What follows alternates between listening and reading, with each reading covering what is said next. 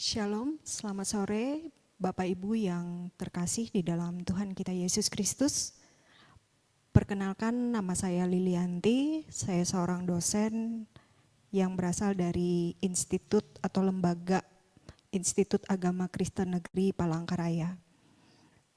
Bidang keilmuan saya adalah sebenarnya sosiologi agama, tetapi karena satu dan lain hal waktu formasi awal saya mengajar di sejarah gereja. Hari ini saya akan membahas dan belajar memberikan pengajaran tentang sejarah gereja. Ya, saya lanjutkan. Dari sebuah perbedaan, dimulai dari sebuah perbedaan yang seringkali muncul menjadi sebuah pertanyaan dalam pikiran itu adalah apakah sejarah kekristenan sama atau berbeda dengan gereja? Jawabannya ya, tentu saja ada perbedaan. Kita bahas bagaimana sejarah kekristenan dan sejarah gereja. Sejarah kekristenan merujuk pada perkembangan dan penyebaran agama Kristen secara umum, termasuk di dalamnya ada asal-usul Kristen, kemudian ada penyebaran Kristen, perkembangan doktrin, dan juga gerakan gereja. Untuk asal-usul Kristen, kita akan bertemu dengan berbagai peristiwa yang terkait dengan kehidupan, kematian, dan kebangkitan Yesus Kristus, karena itu sangat berpengaruh bagi kita. Kemudian bagi masyarakat Kristen juga penyebaran Kristen, kita harus tahu bagaimana perkembangan agama Kristen di berbagai wilayah, termasuk penyebaran oleh para rasul dan tokoh-tokoh Kristen awalnya. Lalu bagaimana dengan perkembangan doktrin? Ada perdebatan tentang berbagai doktrin Kristen seperti perdebatan Trinitas dan Kristologi. Dan terakhir, gerakan gereja, bagaimana gerakan-gerakan gereja seperti reformasi Protestan dan kontra reformasi Katolik. Jadi kalau kita lihat dari reformasi Kristen yang sangat terkenal dan juga tentang kontra reformasi Katolik, ini sangat terkenal di dalam masyarakat gereja. Karena kenapa? Karena reformasi Protestan ini adalah bentukan yang dibuat oleh para tokoh reformasi, begitu. Jadi mereka yang pada akhirnya lepas dari gereja Katolik dan memperbaharui ajaran-ajaran Katolik pada masa itu. Lanjut slide berikutnya. Ya.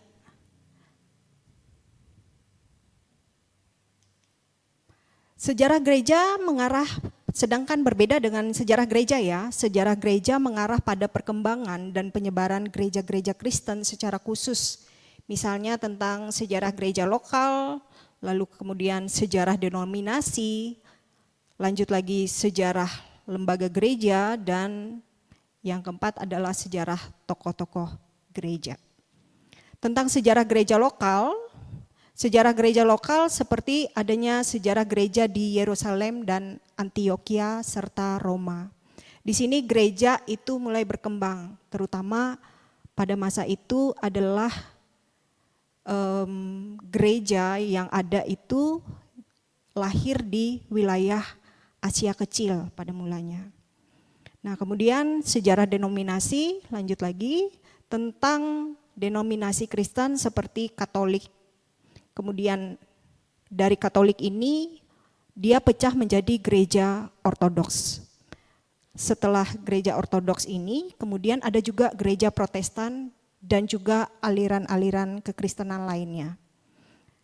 Nanti kita akan bahas tentang seperti apa penyebaran agama Kristen atau penyebaran gereja pada masa itu. Berikutnya adalah sejarah tokoh-tokoh gereja. Tokoh-tokoh gereja yang dimaksud di sini sangat banyak sekali ya. Tokoh gereja di sini seperti misalnya paus, patriark, dan uskup, serta banyak lagi tokoh-tokoh dalam sejarah gereja. Dan nanti kita juga akan bertemu dengan bapak-bapak gereja. Next.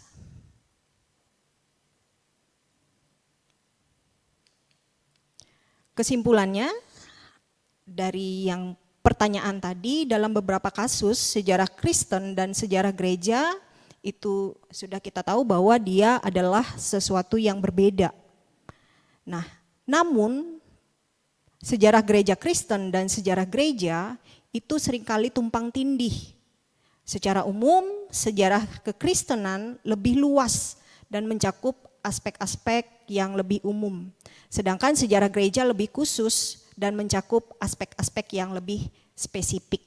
Spesifiknya seperti apa? Karena dia berbeda antara gereja Kristen yang ada di dunia ini. Kenapa dikatakan lebih spesifik?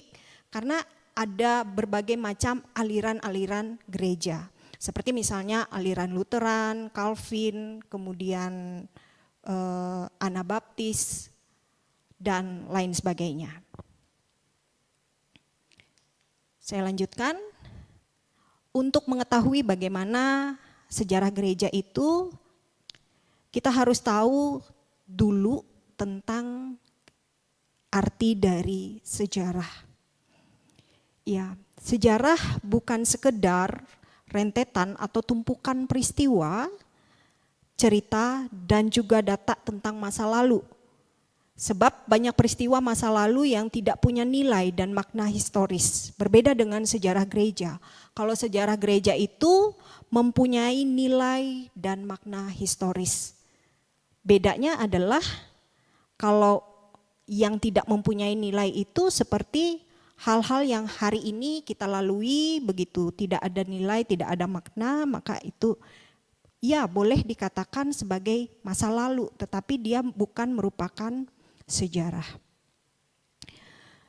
Sejarah adalah suatu studi atas untayan peristiwa dan kisah masa lalu yang penting, terutama tentang dan yang menyangkut manusia, yang memiliki nilai dan makna, serta menolong umat manusia memahami masa kini dan melangkah ke masa depan. Salah satu adagium yang populer yaitu sejarah adalah jendela ke masa depan. Pada sisi lain ada juga adagium yaitu untuk menguasai sejarah suatu bangsa, kuasailah ingatan sejarahnya. Mengacu pada adagium ini banyak penguasa misalnya di negara kita Indonesia yang membuat sejarah sebagai narasi milik penguasa. Nah, narasi milik penguasa ini dalam arti kalau kita lihat ketika Belanda datang ke Indonesia bersama para koloninya, itu mereka membuat sejarah, lalu kemudian ada keseragaman yang di dalamnya menjadi narasi bagi para penguasa sejarah negaranya.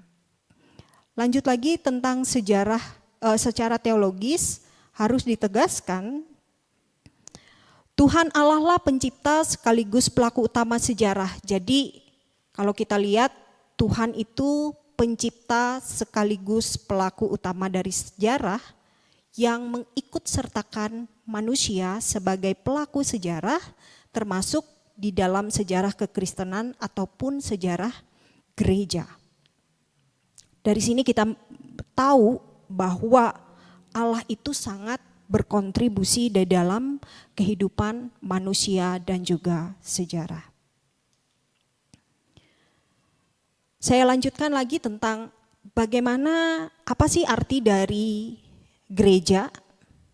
Gereja berasal dari kata Portugis yaitu igreja yang diucapkan oleh lidah Nusantara. Nusantara itu adalah Indonesia.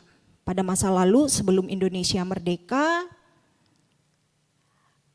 negara kita ini, kepulauan kita itu disebut sebagai Nusantara.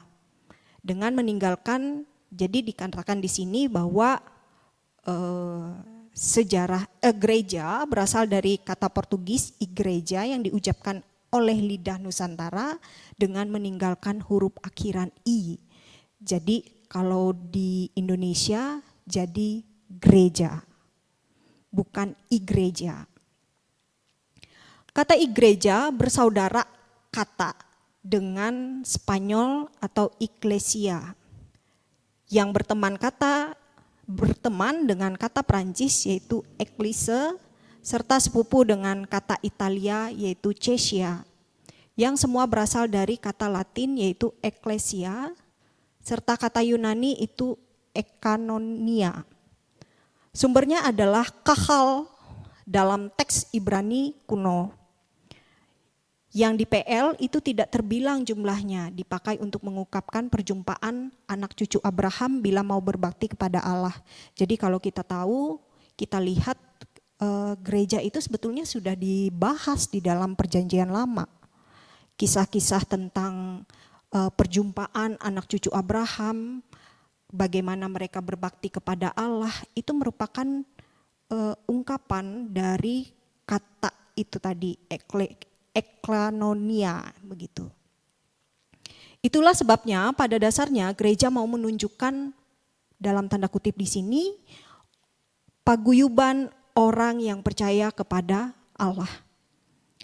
Secara global, kata itu menunjuk pada paguyuban orang yang percaya kepada Allah dalam Yesus Kristus karena daya Roh Kudus. Jadi Roh Kudus itu berperan dalam rangka menyebarkan Injil itu kepada umat manusia. Jadi ini merupakan karya dari Allah itu sendiri terhadap umat manusia. Lalu berikutnya, apa itu arti sejarah gereja? Sejarah gereja ialah kisah tentang perkembangan-perkembangan dan perubahan-perubahan yang dialami gereja selama di dunia ini. Serta bagaimana gereja tersebut mempengaruhi dan dipengaruhi oleh masyarakat sekitar. Jadi kalau kita lihat gereja itu dipengaruhi oleh budaya setempat. Kita lihat di negara kita misalnya Indonesia, gereja itu akan selalu, khususnya gereja-gereja tua begitu ya, gereja-gereja tua itu yang lebih dahulu masuk ke wilayah Nusantara pada masa itu, dia berpengaruh oleh masyarakat sekitar baik itu bahasa, budaya dan lain sebagainya. Eklesia berarti mereka yang dipanggil. Yang pertama dipanggil oleh Kristus ialah para murid, kemudian Petrus dan yang lain-lain. Jadi Yesus sendiri yang memilih murid-muridnya, kemudian ada Petrus juga serta yang lain-lainnya setelah para nabi dan para rasul. Kemudian sesudah kenaikan Tuhan Yesus ke sorga dan pencurahan Roh Kudus pada hari Pentakosta, para murid itu menjadi rasul. Artinya mereka yang diutus. Kata rasul itu merupakan mereka yang diutus, berarti seperti itu. Rasul-rasul diutus ke dalam dunia untuk mengabarkan berita kesukaan, sehingga lahirlah gereja Kristen. Jadi Bapak Ibu sekalian, kita tahu bahwa ternyata gereja Kristen itu merupakan kerjasama yang baik antara para misionaris pada masa lalu, mulai dari para penginjil dan para misionaris hingga sampai dengan sekarang. Nah, kemudian gereja itu dapat kita bandingkan dengan pohon. Kalau kita lihat pohon itu tumbuh dari suatu tunas yang kecil mula-mula begitu. Lama-kelamaan menjadi batang yang besar. Kemudian demikian juga halnya dengan gereja. Ada dahan, ada cabang, dan ranting yang keluar dari batang itu. Yang berbeda besarnya dan juga bentuknya. Begitu juga dengan gereja. Gereja juga ada perbedaan di antara gereja-gereja yang ada. Tetapi itu adalah harus kita tahu semua gereja itu hidup berakar dari dalam tanah yang sama. Jadi gereja ini menjadi bagian dari Kristus itu sendiri dan dia berakar. Lalu meskipun bentuk ajarannya, doktrinnya itu berbeda, namun pada kenyataannya dia adalah bagian dari Kristus itu sendiri. Apa sebab dalam sejarah gereja telah timbul banyak bentuk yang berlainan? Kemudian apa sebab sejarah gereja adalah kisah-kisah perubahan dan perkembangan-perkembangan yang terus-menerus? Persoalannya ialah bahwa dalam sejarah Injil dibawa kepada orang-orang yang hidup dalam berbagai-bagai lingkungan. Ini yang saya jelaskan tadi, bahwa ternyata gereja itu hidup dari berbagai lingkungan. Jadi terpengaruh oleh lingkungan yang ada. Kemudian lingkungan-lingkungan itu berbeda-beda menurut tempat dan zamannya, seperti misalnya di wilayah Asia, kemudian di wilayah Afrika, Eropa, dan lain sebagainya. Nah, di situ dijelaskan bahwa masyarakat Yerusalem daripada masyarakat kota Athena itu berbeda. Artinya gereja yang ada di sana berbeda dengan gereja yang di Athena. Lain masyarakat Indonesia, sama seperti misalnya masyarakat Indonesia daripada di tahun 400 tahun yang lalu begitu. Di 400 tahun yang lalu masyarakat Indonesia itu sangat berbeda. Tidak seperti masyarakat Indonesia yang seperti sekarang. Jadi ini sangat mempengaruhi juga dalam kita bergereja. Saya lanjutkan lagi, pemberitaan Injil juga harus memakai bentuk-bentuk dari masyarakat yang kepadanya ia mengabarkan Injil. Ia harus menjadi seorang Yahudi bagi orang-orang Yahudi. Seorang Yunani bagi orang-orang Yunani. Jadi artinya seperti ini, saudara-saudara. Dia harus berakar, dia harus menjadi bagian di situ. Misalnya ketika dia sebagai orang Belanda, dia tentu akan mempelajari bahasa. Ketika dia berada di Indonesia, dia harus mempelajari bahasa-bahasa lokal. Karena kalau tidak dipelajari bahasa itu, maka Injil itu tidak akan pernah mendarat di wilayah tersebut dan tidak akan pernah berakar. Bahkan Injil itu akan ditolak begitu. Saya lanjutkan lagi. Orang-orang yang menerima Injil juga tidak dapat dan tidak mengungkapkan dalam bentuk yang biasa mereka pakai dalam lingkungannya sendiri. Bentuk-bentuk itu ialah bentuk-bentuk bahasa, kebudayaan, kehidupan sosial, dan juga politis. Bahkan bentuk-bentuk agama yang lama pun mereka gunakan untuk itu. Jadi kalau kita lihat di dalam bergereja, itu budaya itu selalu melekat di dalam kehidupan masyarakat. Kalau kita lihat gereja-gereja yang lama yang ada di Indonesia, gereja-gereja tua begitu. Gereja-gereja tua yang ada di Indonesia itu tentu selalu berkaitan dengan budaya lokal. Budaya lokal itu mempengaruhi gereja. Baik itu dalam bahasa, budaya, sosial, dan politis juga sangat berpengaruh. Begitulah muncul berbagai bentuk gereja di masing-masing tempat dan zaman. Bagaimanapun juga bentuk-bentuk itu dinodai oleh dosa. Dan Injil tidak merasa senang di dalamnya, Karena itu mau mengubahnya, memperbaharuinya. Sebab dari itu terjadilah pergumulan yang berlangsung terus. Sejak zaman pertama Yerusalem hingga zaman kita sekarang ini, sejarah pergumulan itulah yang merupakan sejarah gereja. Sejarah gereja itu bisa saya katakan bahwa dia merupakan sejarah yang para misionaris ini mengalami banyak hambatan begitu ketika mereka memberitakan Injil, mengabarkan Injil kepada seluruh masyarakat yang ada di dunia ini. Sehingga dalam rangka itu mereka harus berkorban seperti yang Yesus lakukan. Yesus itu ketika dia mengajar, banyak penolakan, ada juga penerimaan, tetapi penolakan juga banyak. Begitu juga dengan para misionaris ketika menyampaikan Injil, memberitakan Injil ke seluruh dunia.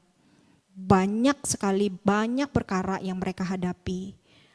Baik kecurigaan dari budaya yang baru, lalu kemudian apalagi Injil itu ketika dibawa ke Nusantara atau ke Indonesia itu bukan perkara yang mudah karena dia datang bersamaan dengan saya katakan bersamaan dengan para penjajah atau serikat dagang yang disebut sebagai VOC begitu. Mereka ingin menguasai wilayah Indonesia dan mengambil rempah-rempah dan juga hasil alam yang ada di Indonesia. Mereka memonopoli wilayah Indonesia, memonopoli perdagangan rempah-rempah. Dan mereka melakukan itu dalam rangka untuk memperluas wilayah kekuasaan mereka. Saya lanjutkan lagi. Metode. Sejarah gereja itu berbicara tentang perjalanan berdirinya gereja di muka bumi ini, suka duka yang dialami para pendiri gereja tersebut. Jadi banyak sekali suka duka yang dialami oleh para pendiri gereja. Siapa pendiri gereja ini? Banyak sekali. Dari tokoh-tokoh hingga bahkan ya jemaat pun juga merupakan bagian dari pendiri sejarah gereja atau pendiri gereja begitu, karena mereka bersama-sama membangun gereja itu. Suka dukanya banyak juga. Nah, tidak dapat dipungkiri mendirikan, mengawali segala sesuatu bukanlah hal yang mudah. Terlebih dalam mempertahankan apa yang telah diawali tadi. Jadi kalau kita lihat perjuangan-perjuangan yang dilakukan oleh para misionaris pada masa lalu, mendirikan gereja itu sudah sulit. Kemudian mereka juga harus menghadapi berbagai rintangan. Misalnya mereka bahkan terbunuh begitu. Karena mereka ditolak, Injil itu ditolak begitu. Dan mereka juga mendapatkan kecurigaan dari masyarakat setempat, bahkan dari agama besar, saya katakan agama besar yang sudah lebih dahulu menetap di situ, itu sangat mempengaruhi bagaimana para misionaris ini melakukan penginjilan, sehingga ada penolakan. Ya, saya lanjutkan lagi. Terkadang apa yang telah diawali itu bisa saja berhenti dan akhirnya bubar. Salah satu contoh misalnya di kota Antioquia. Kota Antioquia ini merupakan kota yang pertama kali disebut kekristenan. Jadi istilah kekristenan itu merupakan istilah ejekan yang diberikan oleh orang-orang di sekitar para pengikut Yesus. Jadi pengikut Yesus itu mereka katakan sebagai Kristen begitu. Kalau tidak salah itu namanya Kristendon begitu. Nah, jadi identitas yang mereka terima merupakan identitas yang diperoleh dari luar diri mereka. Jadi di luar lingkungan mereka, mereka memperoleh identitas itu, penamaan yang diberikan oleh orang di luar mereka. Itu istilahnya sebetulnya kata Kristen itu istilah ejekan. Karena mereka mengikuti kehidupan Yesus. Nah, kita lihat bahwa di kota Antiokhia ini yang dulunya merupakan tempat bersejarah bagi bangsa atau umat Kristen, sekarang pada kenyataannya bahwa kota ini sudah sangat jarang ditemukan gereja. Tempat di mana gereja pertama kali didirikan di sana sekarang justru menjadi sebuah masjid yang sudah berdiri dengan megah di kota Antiokhia. Jadi kekristenan pada masa itu dia untuk ke wilayah timurnya tidak begitu berkembang. Namun kekristenan itu lebih berkembang ke wilayah barat. Nanti akan saya jelaskan juga kenapa dia bisa berkembang di situ. Awal sejarah kekristenan yang menguak fakta bahwa Antiokhia merupakan suatu tempat yang istimewa. Hal ini karena di sana terdapat kelompok-kelompok orang Yahudi yang sangat besar dan maju serta merupakan tempat lahan subur bagi pengajaran iman Kristen. Jadi orang-orang di Antiokhia itu adalah orang-orang yang merupakan kelompok Yahudi yang besar dan merupakan tempat lahan subur dalam pengajaran iman Kristen pada masa lalu. Keberadaan Antiokhia sebagai kota kosmopolitan dapat memperluas wawasan iman Kristen yang saat itu menolak untuk terkurung dalam batas-batas Yudaisme yang sempit. Jadi kekristenan ini sebetulnya mereka adalah orang-orang yang mengkritik kehidupan kaum Yahudi pada masa lalu. Karena orang Yahudi itu hidup dengan hukum Tauratnya. Karena hidup dengan hukum Taurat, mereka adalah orang-orang yang dalam tanda kutip pada masa itu dikatakan orang yang sangat sombong rohani, begitu. Sombong rohani sehingga mereka tidak menganggap orang yang di luar mereka adalah kaum kafir, orang-orang yang tidak mendapatkan keselamatan. Antiokhia merupakan contoh kekristenan dengan jemaat bukan orang Yahudi dan keberhasilan dari misi Kristen.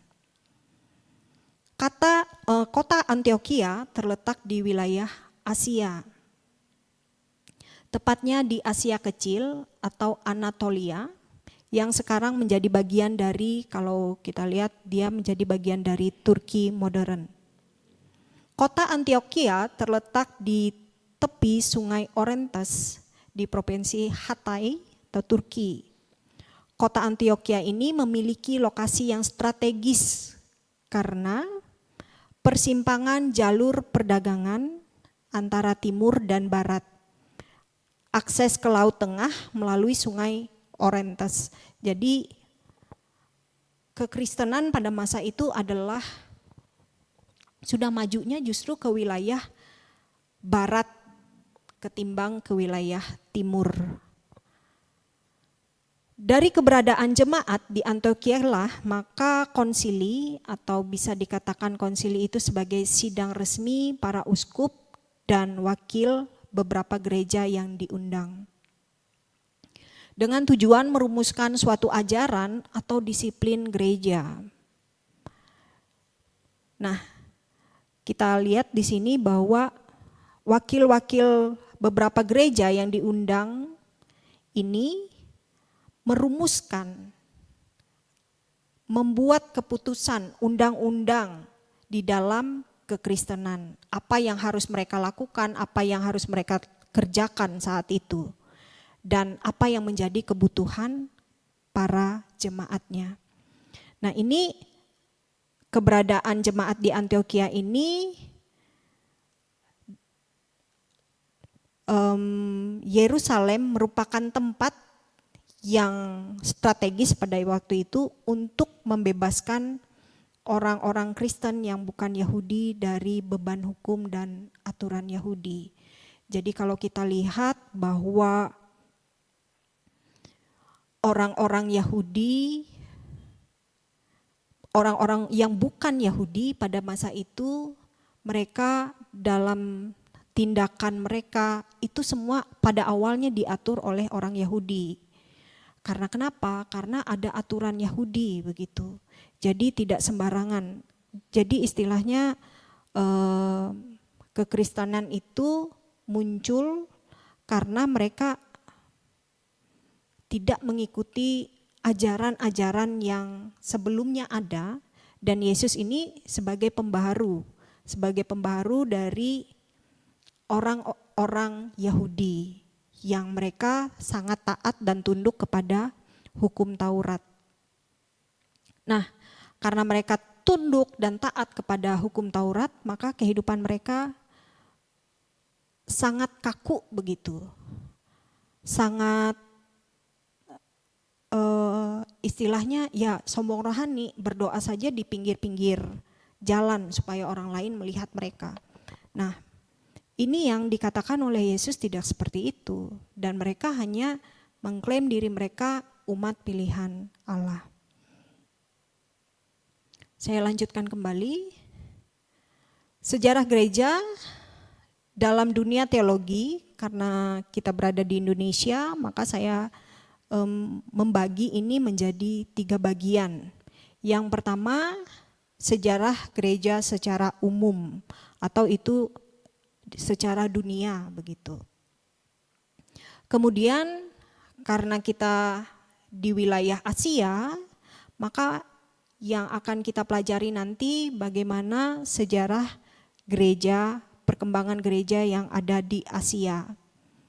Lalu tentang sejarah gereja yang ada di Indonesia, karena para misionaris ini memberitakan Injil, mengabarkan Injil keselamatan itu ditujukan bagi seluruh bangsa. Karena sesuai dengan amanat agung itu, jadikanlah semua bangsa murid-muridku. Saya lanjutkan lagi. Dalam sejarah gereja umum akan lebih banyak menyinggung keberadaan gereja di wilayah Eropa. Karena kenapa saya katakan ini di wilayah Eropa? Karena wilayah Eropa itu adalah tempat berkembangnya gereja.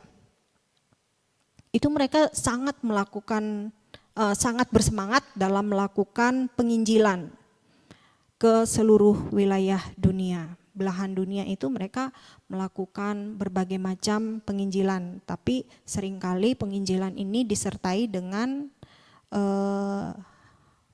saya katakan sebagai bersama dengan mereka menjajah begitu ya, atau ingin menguasai wilayah supaya kekuasaan mereka ini menjadi semakin besar di seluruh dunia.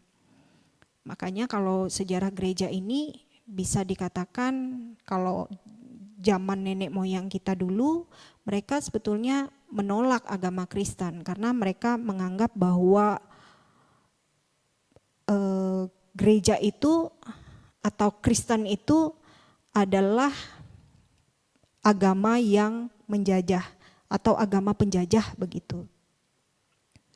Ya, sejarah gereja umum seringkali dimulai dengan pembahasan tentang gereja mula-mula, yaitu peristiwa hari Pentakosta sampai pada penyebaran Injil ke berbagai daerah di wilayah timur, khususnya Timur Tengah, Yunani, kemudian ada Palestina, Syria, dan wilayah barat yaitu identik ke wilayah Eropa.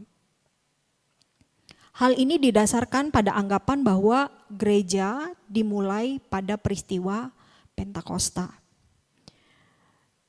Harus kita tahu juga bahwa wilayah Asia, Afrika, Australia merupakan wilayah yang mempunyai suku bangsa yang sangat primitif begitu. Jadi orang-orang Eropa datang ke wilayah Asia, Afrika, Eropa, Australia itu mereka menganggap bahwa mereka adalah penduduk masa itu ya, dianggap sebagai orang-orang primitif, tidak berbudaya. Kemudian mereka juga menggunakan pakaian itu sungguh sangat sederhana.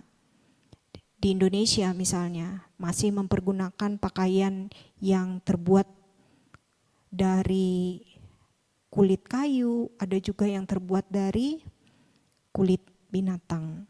Jadi untuk melakukan wilayah penguasaan, mereka datang ke wilayah Asia misalnya. Dan untuk mencuci otak dalam hal ini, mencuci otak itu lebih gampang bagi bangsa-bangsa yang masih dianggap sebagai orang-orang tertinggal budayanya atau dianggap primitif begitu. Hal yang lebih menonjol dalam pemberitaan mengenai persebaran firman itu lebih condong ke wilayah barat atau Eropa. Sedangkan bagian timur kurang mendapat perhatian ataupun sorotan. Karena gerakan persebaran Injil di bagian timur itu tidak berdampak atau kurang berdampak. Jadi di wilayah Eropa yang dengan budaya mereka yang sangat maju, teknologi mereka yang sudah maju, itu akhirnya membuat gereja itu lebih berkembang ke wilayah barat ketimbang wilayah timur yang masyarakatnya masih boleh dikatakan tertinggal begitu ya, masih primitif. Nah, selanjutnya persebaran di bagian timur nampak biasa saja, bahkan hampir sunyi senyap di wilayah timur itu. Sehingga keadaan itu memungkinkan dimasuki oleh agama lain, yaitu agama Islam. Hal ini terlihat lebih dominannya agama tersebut menguasai wilayah ini. Jadi disinilah nanti muncul, kenapa muncul? Karena di wilayah ini, di wilayah timur, agama Islam sudah mulai menyebar luas begitu ya, bahkan sampai wilayah ke Yerusalem. Nah, ini yang memunculkan nanti perang salib. Ya. Perang salib nanti akan kita bahas pada sesi berikutnya. Kita akan melihat bagaimana periodisasi sejarah gereja. Kita lihat ada konteks gereja, bagaimana gereja lahir dan berkembang. Lalu ada gereja lama atau gereja purba. Masuk lagi pada gereja abad pertengahan. Gereja abad pertengahan itu sudah mulai berkembang gereja-gereja itu, ada aliran gereja dan nanti aliran gereja itu masuk setelah reformasi. Nah, kemudian ada reformasi. Reformasi ini juga akan kita bahas di sesi berikutnya. Lalu ada gereja dan zaman modern. Gereja ini yang saya maksud adalah berbagai macam aliran gereja yang ada di dunia ini. Jadi setelah reformasi itu muncul berbagai macam aliran gereja begitu. Banyak sekali aliran gereja, misalnya Calvin, Luther, Anabaptis, Pentakosta, dan banyak lain sebagainya. Ada Advent begitu. Itu semua akan kita bahas dalam sesi berikutnya. Demikian yang bisa saya sampaikan untuk pengetahuan kita awal tentang sejarah gereja. Semoga informasi yang saya berikan ini dapat bermanfaat bagi Bapak Ibu sekalian dan menjadi berkat bagi kita sekalian. Demikian, Atas perhatian Bapak Ibu sekalian, saya sampaikan terima kasih. Tuhan Yesus memberkati.